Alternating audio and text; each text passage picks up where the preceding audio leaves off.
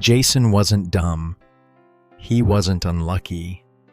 He was just lazy. Not the sleep all day lazy. The I'll do it later kind. He had good intentions, but they always came with a delay. His English books gathered dust. His notebook had more doodles than notes. He'd watch videos on how to learn fast, but never applied them. His favorite sentence was, "I'll start tomorrow." One day, in class, the teacher called on him to read. Jason stared at the page. The words blurred. He stuttered, froze, then muttered, "I don't know." The class went quiet. His cheeks burned. The teacher gently moved on, but Jason couldn't forget that moment. That night, his mom sat beside him. "Jason," she said, "it's not that you can't. It's that you won't." That line echoed in his head, and for the first time he asked himself, what if she's right? He opened his English book, the same one he'd ignored for months. The pages looked unfamiliar, like a stranger he used to know. He didn't make big promises. He just said, 10 minutes. That was it. 10 minutes became 15. The next day, 20. Not much, but enough to start something. He used to scroll for hours, watching others speak perfect English. Now, he recorded himself saying one sentence a day. It felt weird. His voice sounded awkward, but he kept doing it. After 2 weeks, he noticed something. He stopped making excuses. Instead of, "I'll do it later," he said, "Let me try now." Laziness didn't vanish. It fought back. But Jason pushed harder.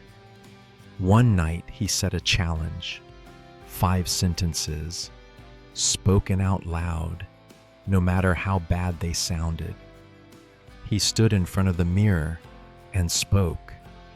He stumbled, paused, repeated, then smiled, because he knew this time he was showing up. Every day, Jason did one uncomfortable thing, joined a group chat, asked a question in class, posted an English comment online.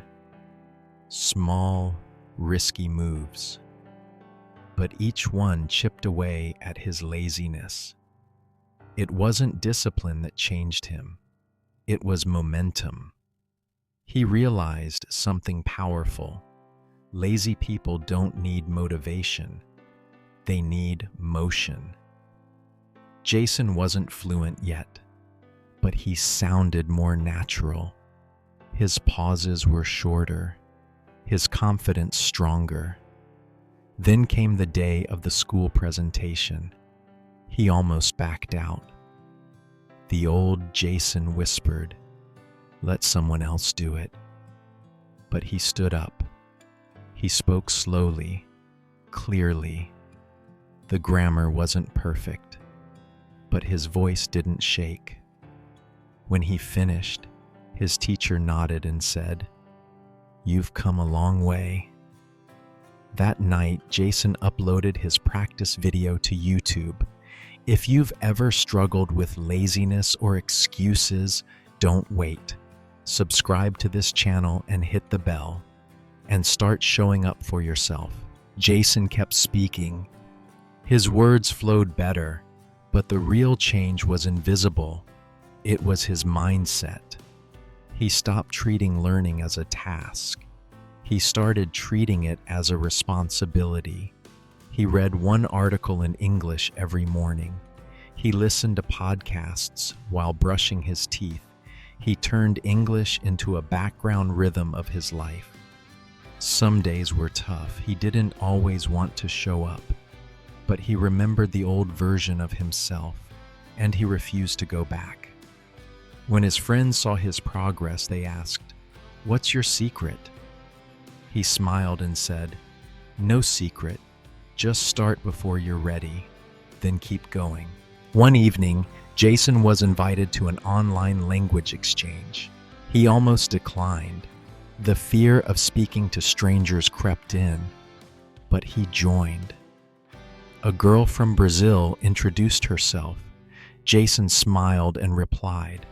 Then a boy from Turkey asked him a question. Jason answered without thinking. No scripts, no panic, just conversation. It wasn't perfect, but it was real. After the call, Jason sat in silence, not because he was scared, but because he was proud. He didn't just speak, he connected.